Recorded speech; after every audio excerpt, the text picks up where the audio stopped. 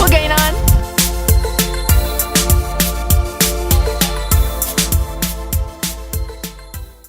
What's going on? Thanks again, everybody, for tuning in to another interview with GineOn magazine. This week, I'm with the Red Boyz in their studio. Hi, guys. Hello. Thanks. GineOn. Thanks again for being a part of the magazine this week. Pleasure. It's been a rough couple of weeks for you guys in terms of pushing out some music for some artists. But before we get to that, I want to start at the beginning. First of all, Red Boyz, the name, is that totally obvious? Well, yeah. I mean, I guess so. You know, in Barbados, when you look like we do, better just call you Red Man. Yeah. We're going on Red Man. I think there's some Red Men around already. So Scott decided that the Red Boyz wouldn't be such a bad name. And when we started out 12 years ago, I guess you could have called us boys, I suppose. Still boys, still boys. So in terms of how you are working now, how are things? I mean, things are busy. You know, we're very grateful for the work that we get. We're fortunate enough that we've built up enough of a brand reputation that we normally get more work than we can handle. So, you know, we're blessed for that. Could you tell us a little bit more about how it was before in terms of artists? Because before you were producers, you were musicians, you still are musicians, but how was that life for you guys before you started this era? Wild. Was wild about it. Crazy, man. Huh? Everything you see on TV and more. But what was wild about it? Traveling, working with artists. You know, I mean, it was a lot of fun. You know, you do the club scene here first and have all that kind of fun. You know, having a few drinks and having some fun. You know, Really great role things models, that we by the way. wouldn't talk about on TV, but you know, we had a fun time on the circuit. You know, we had a very vibrant circuit to come up in. You know, when you consider St. Lawrence Gap, you consider Cabins Lane with the Warehouse and Pier 29 and those clubs, and then, you know, coming up Harbour Lights, After Dark, Boatyard, all those places we had to play. So, you know, 5 nights, 6 nights a week, you could be working, making good money. People used to come out and support the bands in those days. And I'm not talking 200 people, 300 people. You know, clubs used to get 1,000 people, 1,200 people. Wow. You know, every week. So it was good fun, man. It was good fun. But you know, like everything else, you kind of it was based around cover music. You know, for the most part. And you know, you kind of get to the point where you figure, well, let's step beyond this now and try to create some music and, you know, see where that can take you. So for me, it kind of started, you know, I branched away from that. I went to work with Arturo Tapin. He was just about embarking on his solo thing, recording wise. And Scott would have come into that fold a couple of years after with Turo, and we just kind of started, you know, getting into more recording and different stuff like that. That ended up us saying, well, you know, we've done all these different recordings working on other people's stuff. Let's just try to do some stuff of our own now, and, you know, try to see what we can.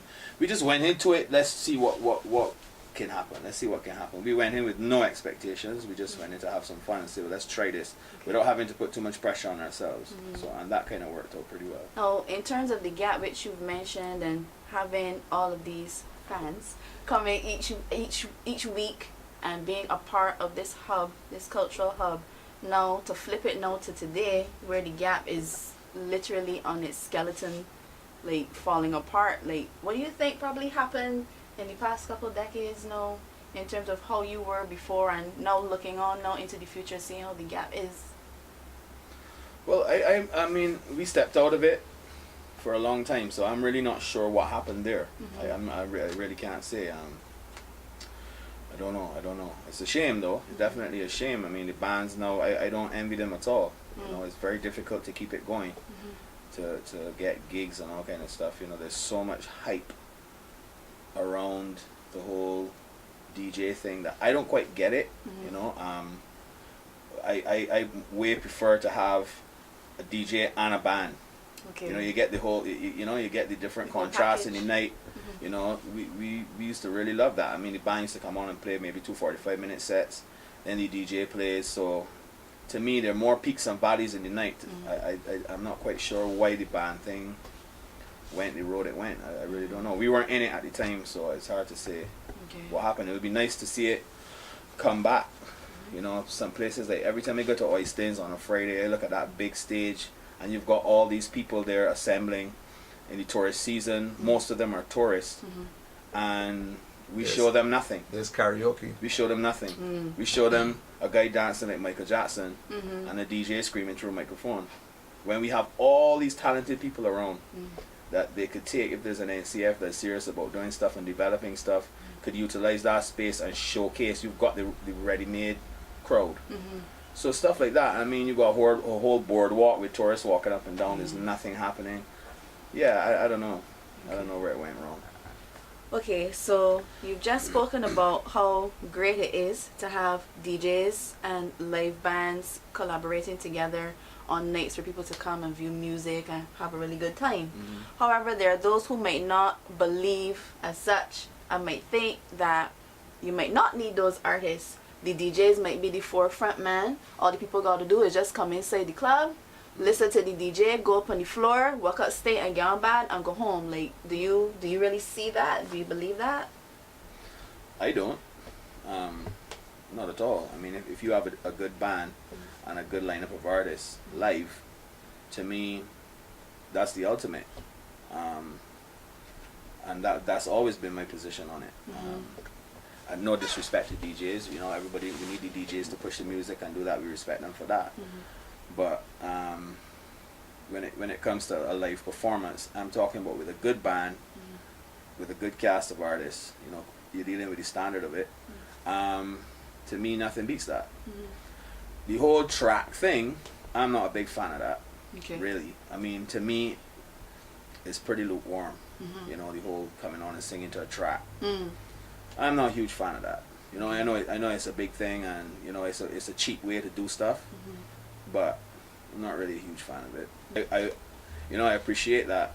Okay, if there's gonna be some live entertainment and there's a choice between no live and some live, you know, I would accept. Okay, the guys come on and sing to track. We create tracks for our artists so that they can go and do that kind of stuff to still make $1 or whatever. But I think ultimately a good band, I mean, it's been proven over time. You know, you can go right back to the Merry Men and come up the line, and all the great feats that happen with bands over the years, and come all the way to Square One, Crossfire, Pale-In Feats and those kind of things. To me, and I've been to all or most of the modern new today kind of feats, and it's not memorable. To me, right? It really it's doesn't. Not memorable. You don't leave. I mean, for me, not to cut off Mikey, but for me, to go in a fete just to hear track artists, people sing to tracks, not listen the DJs or the artists themselves, but the actual moment for me leaves me feeling cheated. When I leave that venue, I feel as though, but I really didn't get my money's worth. You know, when you have a band now, there's more interaction, you know.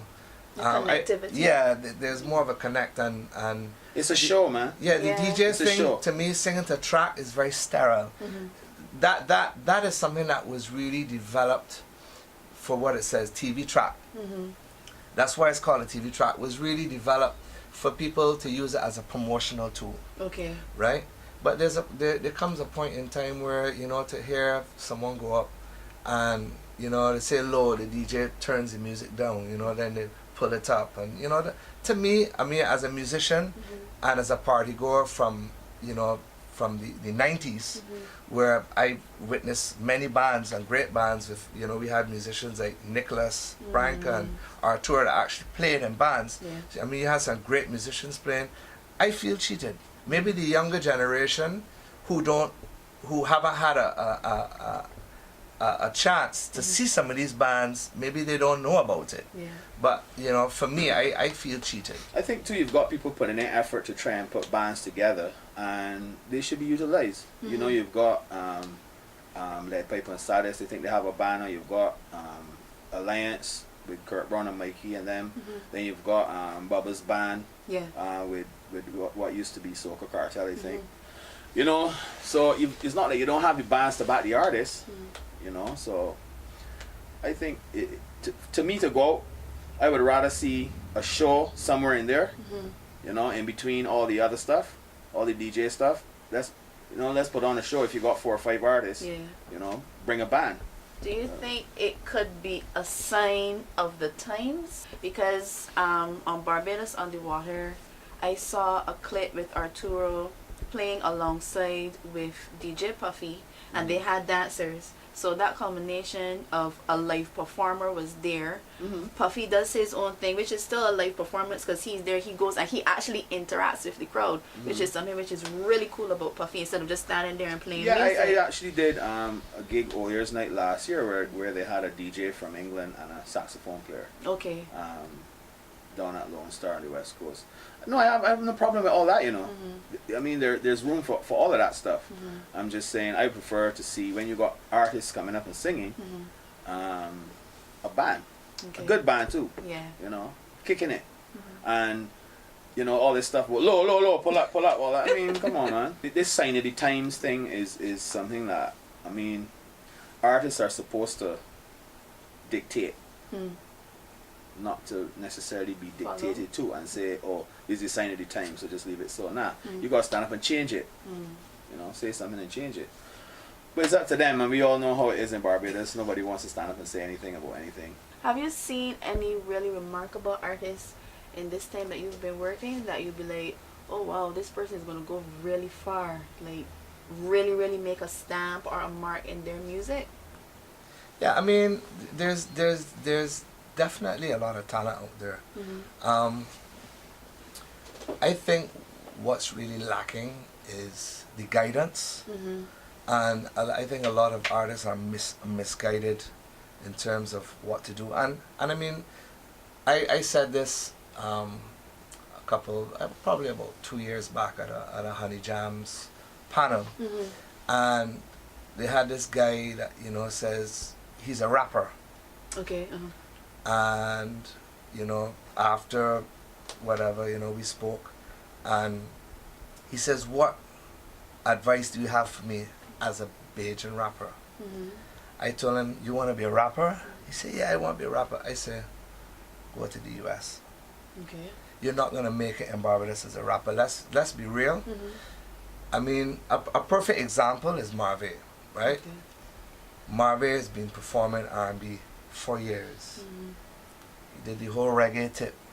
For a long time, Marvey's been around. And we called up Marvey one day and said, listen, we want you to do a soca track. That first track he did, I think it ended up getting like a couple 100,000 views on YouTube. And by the next year, he became a household name, not only in Barbados, but in the Caribbean. So, you know, there's talent out there, but you have to be careful what market you're tapping into, because let's be real, the market that prospers in the Caribbean is the soca market, and then the reggae market.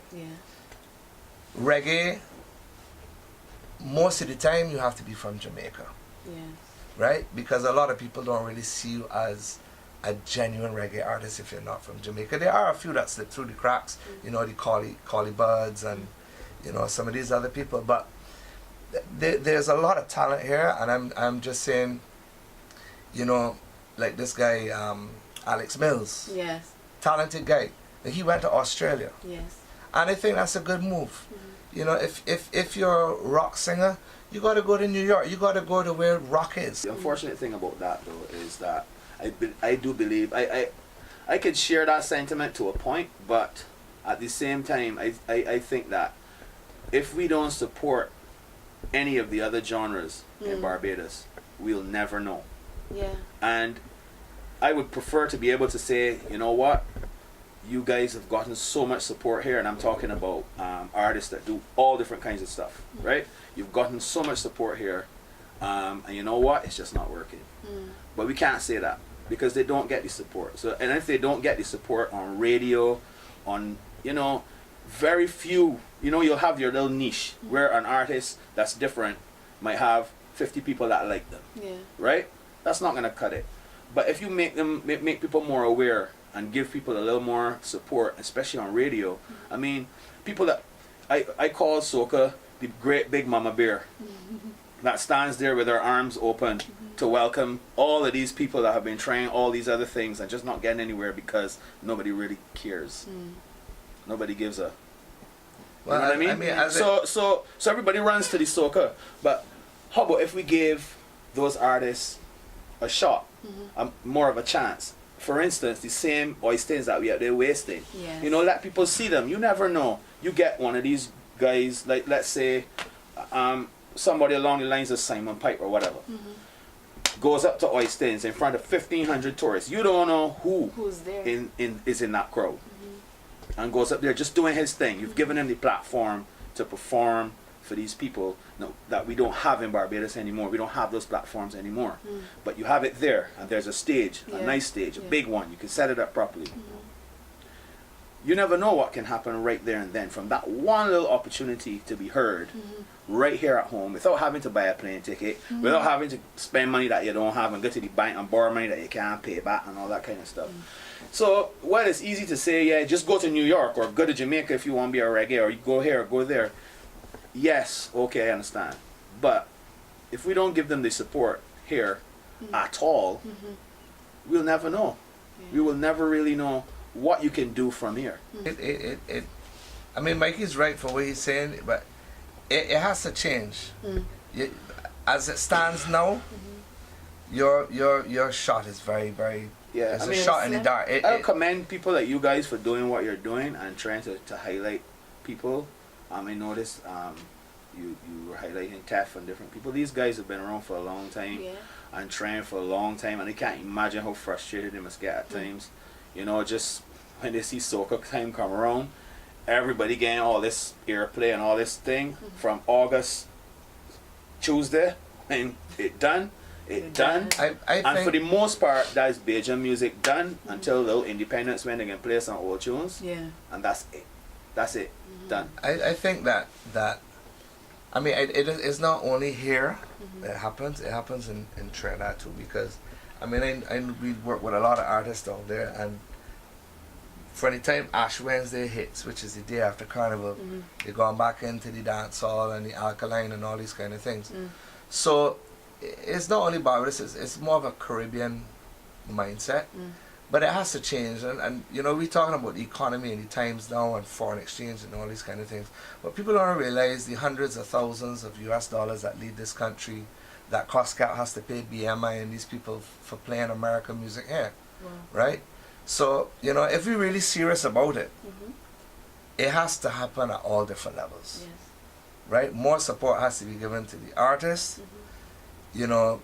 I mean, thank God for social media and YouTube and all these different platforms, but the DJs, the radio stations, all these people have to give more, you know, credit to what the locals are doing, because I tell you, I listen to the radio a lot, and the amount of Ford you hear, like Alkaline and Popcorn, and these people get, you know, when we get a fella like Buggy that drops a track on radio here, maybe one or two DJs might give him that kind of Ford, but generally it's just like, yeah, the reggae track by Buggy Nakente, and they play it. You know, you don't get this kind of excitement that you get from these other tracks. And I could guarantee you, right, I could guarantee you that Jamaicans don't be playing our soca music like that.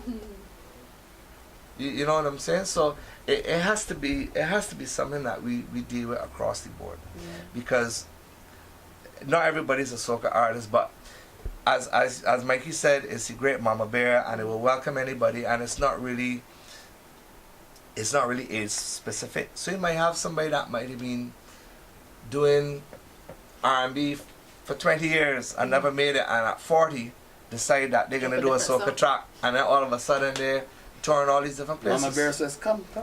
So, you know, I think there's a lot to be done, and you know, we talk about upping the thing, well, let me up the thing, you understand, and start. Oh no, we're very supporting good the at local talking. artists. We're very good at talking. I was gonna get to Yeah, that. yeah, no, we're very good at talking. Having meetings. Yes. That's what we love to do. And discuss culture and cultural activities, a lot of nonsense. And then nothing is done. Nothing is done. We have a National Cultural Foundation that push the same things every year. It's the same thing. If there's any development, well, trust me, I ain't really seeing it. Okay. And a lot of the talented youths are slipping through the cracks too. Yeah, They're slipping through the cracks because nobody wants to hear them. They don't have the money to go and be recorded. And yes, we run a recording studio and we can do some. We have a project that we do in the prison, right, every week, whereby we go and we do songwriting and stuff like that. Okay. And we see firsthand the talent that slips through the cracks. I ain't guessing it, I see it. So, you know, if you're talking about developing stuff and developing talent, there are guys up there with all different kinds of talent that are just not, they have nowhere to go and not express only it. musically, you know. Nowhere. I mean, as much as we are consumed by our work and stuff like that, I try to be up to the time and, you know, check all these different things. I tell you, I look at Instagram and I see some local photographers and stuff that do amazing work. Amazing work. Even some of these, you know, videos that you see in that, you know, the bashment guys are doing, you can see some serious creativity in the composition and stuff in these video shots and stuff. And I mean, these guys, a lot of these people out there just need a little hand. They just need a little grant to say, it listen. all needs to come together though. You know? It all needs to come together. You know what I'm saying? You've got guys that are doing good work, yet their stuff is only really being highlighted at one point in the year, which is now. Yeah. You know, there's nothing else. You know, everybody doesn't want to do soca and doesn't want to film soca and doesn't want to film people walking out and sticking an arch in the back and all that. But there's no other real scope for anything else right now. You know, nothing else is happening, and it's not. It can't just be us here talking about it and somebody else in another corner talking about it and whatever. To me, a major push when they talk about cultural industries and all this applying for this stuff and all that. You know what? Creative people don't have the will to sit down and write out all that and make it look good on paper because we'd rather be creating. You have to take it to them. Yes. You want to call it a handout? Well, call it a handout, right? We hand out all kind of other shit to all kind of other people, right? Then take it to them. Show them, look, this is where you can come and have your stuff done properly, right? And presented properly. If you're going to spend money on stuff like that. And I'm not saying come and give it to Red Boyz. I'm saying take it to people who cannot afford to have it done, but just have all this talent there sitting down and don't even know who to call. And it's amazing, you know. I meet some guys in jail and they'd be like, well, I didn't even know who to call. And it's a fact. Yeah. And they'll be intimidated to pick up a phone and call me or you guys or whoever, right? Because of the stigma that comes with. Yeah. And I couldn't from. relate to it at first, right? But guy, you could introduce me to Stiffy when I come out. I was like, well, I don't see why not. But to him, that was such a big hurdle to cross. And I'm thinking, you know something, we missing this here. We missing this whole point too. We're not really people don't know, facilitating. right? People don't know where to go and get things done. And sometimes, yes, people do need a leg up, right? And to me, creative people can be some of the most shy initially because, you know, first of all, they're not sure if people are gonna like what they're doing and all that kind of stuff. So, you know, everybody don't necessarily want to push their face up in other people's things to say, check me out. Sometimes you have to go and find them. Yeah. We spoke about how Barbados is in terms for the artists here. We have, I remember you advocating for the Empire building a while back. Many artists were trying to get some things to happen to it because it was a beautiful building, and even though in its own death, it still has a beauty to it that you know that there was a history there, that there's something magical there that could happen again. Oh, definitely. But now, even though Carrie Festa has appeared its head now for the second time for Barbados at least, we've only seen one building, which is Daphne Joseph Hackett in Queen's Park, reappear, and is currently under construction, which is absolutely fantastic. However, other buildings, not only Empire, but other buildings as well, that are part of our culture, a part of our architecture, a part of our cultural identity, seem to be just rotting away, which can be put to so much good use in terms of, even we were speaking about rehabilitation for people who have gone to jail and so on. Yeah. Like, we can use different spaces, but not only no space as physical, literal wall building, but in terms of the space as well where we are. Oh, yeah. How do you find that here in Barbados? That It was a loaded question. Well, you know, you can go around all around this heritage place that they say we have, and look at the heritage that we have and see how we treat it. Not very good. Not very good. That same empire thing, that taught me a lot. You know, I jumped into that pretty naive, and I jumped out of it not so naive anymore. I would put it that way. And I was like, you know, see this? This is something that I would hurt my head over, as there are people out there, you know, Professor Henry Fraser and these people, Dr. Watson and different people, hurt their head over these things. And, you know, I'm like, I got music to make, man. I can't take this on because it's not something that we're gonna win. This is a political situation that you put yourself into, and it's just, there's nothing artistic to me about that, about that fight. But we're wasting places like that. You could go by the Garrison, the same Garrison that we talk about, and look at those buildings that I think the CX used to be in, or something. Nothing happening. Bush growing around them. These same buildings, these same things that got us this thing in the first place, right? Then you look at the Garrison itself, and oftentimes the grass is growing all over the place. The same monument that they put up for independence, they left all this marl at the side of it. Like, what's that? What are making their car park? What is it? You know, there's nothing beautiful about the area surrounding it at all. All down Bay Street, there's some beautiful old buildings in town that are just left there. To fall down or to whatever, to burn out if there's something happening. You have, you know, everybody's up in arms about the Hyatt project and stuff like that. Now, Bridgetown needs a facelift, let's be real. Everybody's going to Sheraton, you know, they're going to the Price Marts, all these different things. Less and less people are going to town. And, you know, I had a conversation with somebody the other night, I won't call their name, but they had a really good idea, and they said, like, some of these buildings that are left derelict, you know, these World Heritage buildings, lease them for $1 a year, and let somebody at least come in and do something, you know, renovate the building, have it as offices or whatever, and at least do something. So if the government and, you know, these people don't have the money to do something, okay, well, lease it to somebody for $1 just to have a figure on the books, and let them do something with these buildings, because they're just staying there. You're making all this fuss about a building going up, yet you're not taking care of the building right across the street. Doesn't make sense. Yeah, there's you know, Beat Foundation had a pretty good plan for the Empire. You know, you look at it, and they were looking to get funding. They were looking to get all kinds of stuff done, and for some reason, nobody's taking them on. So we could work out what our reason is, right? But you know, I mean, stuff like that. You have people that are interested in doing stuff. Another awesome place that we're just leaving to go to nothing is Glenderry Prison. Yes. That is an amazing building. I don't know if you guys ever been there. No. But I mean, okay, for all the folklore and stuff, you know, that is pretty amazing in itself. And I'm not making light of people being incarcerated. I work with them people every week, but what I'm saying is architecture. The place is incredible. It's just incredible. You know, and we're just leaving it there to do nothing. Absolutely nothing is happening there. The bush is growing back over it, trees growing up the top, and.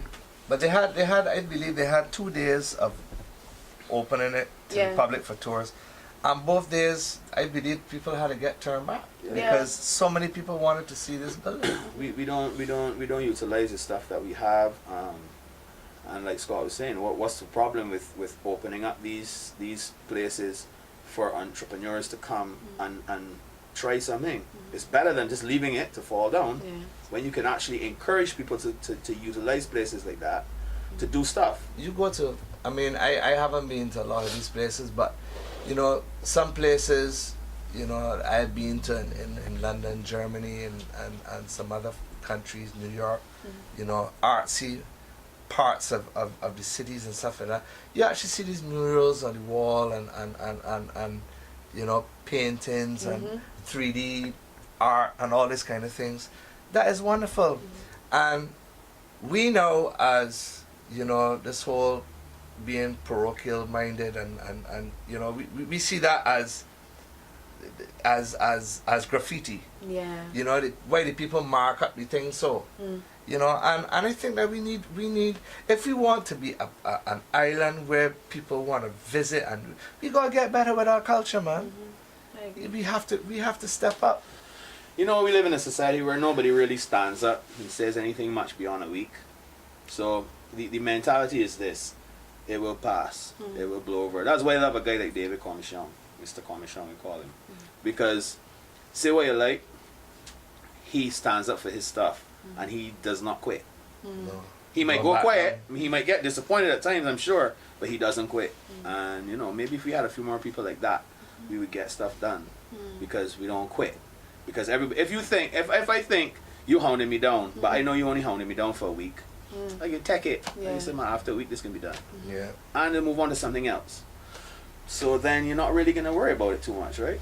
Because it's just like, you know what, you know, we recently had that situation with the not that not that there's a comparison in the seriousness of it, but this whole thing with the Nikita and Shaft and all that, the song and all that stuff, we were like, you know what, there's nothing was wrong done here. It's just like this bandwagon thing, and it's gonna be this big thing for a week. It wasn't even a week. Not even a week. Days. 4 And it's days, done. 5 days. So right, Nikki, just leave it. It's gonna be done. Even the whole budget thing and all that, everybody up in arms, rah rah rah, and then done. Something else.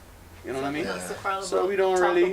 Yeah, we don't. I think it's really because Barbadian people are happy people. Territorial music. You know. Okay, so my final question that I have come up with for this past couple of issues is to ask my hosts of the magazine what they would like their legacy to be. You're musicians, yes, but you're still doing production, but to some extent activists. What is it that you want to be remembered for? I don't really want to be remembered. I would like for what we have done to be remembered. Okay. We are two ordinary guys with a passion for music and culture and these things. You know, there's nothing fancy about us. We don't dress fancy. We don't drive fancy cars. You know, we're just ordinary guys that want to make great music, and we want our music to be remembered that way. Okay. Yeah, pretty much the same. You know, there are different areas that I would like to get involved in as time goes by, on a more humanitarian level, to take this whole the project in the prison and stuff a little further, whereby we can use that as a model to set up stuff to help a lot of younger people, like we discussed before, that don't really have the opportunity and the money to get their talent out there. So, you know, along the lines of if I could create something memorable or help to create something memorable, because it's not just a one person thing, it would take a huge effort to get things like that to stick in. But, you know, if something like that can be created and be something memorable, aside from making music that people like to say, people will always say, oh, you, the Red Boyz, made this song, it was real cool. Like how we look back at Eddie Grant stuff that he did and all that went before. You know, we look back and said, shh, man, make some serious tracks. You know, hopefully, you know, to be able along that line, you know, the humanitarian line, in trying to make better for artists, because we came along and found it pretty good, when we look at it. Maybe back then we didn't appreciate it, but we found it pretty good in comparison to what it is now, how difficult it is now for even some of the more privileged people to make something of music here outside of a crop over. It's very, very tough, you know. So I think, you know, along the lines of helping to try to revive stuff like that, you know, by giving people that have talent the opportunity. I think it's, I would agree with what Mikey says and not. Because we have a lot, yes and no, because we have a lot of advantages now that we didn't have then either. We got social media and these kind of things. I think what is really lacking is really the guidance of, you know, how to market yourself, and, you know, and at the end of the day, it's also who you know, society, yeah. So, you know, I mean, a guy off the street might have a great song when you go into a radio station, you hand him the song, they might say, who's he? Oh, well, I know he. And it might just get put in a drawer. If we come now and, you know, we say, yeah, it got Red Boyz marked on it, people will say, yeah, let me play this. So I understand that aspect of it. I think it takes a bit of smarts too. You have to know what your market is and know what you're good at and tap into that. We see it all the time. A lot of artists make a lot of mistakes that if, you know, we were working with them, that it would have happened. I have no more questions. So I hope you guys enjoyed this interview. It was quite heavy. We didn't talk as much about music, but we did talk about some very important things here. So I hope you guys enjoyed it. Thank you guys for being a part of this interview.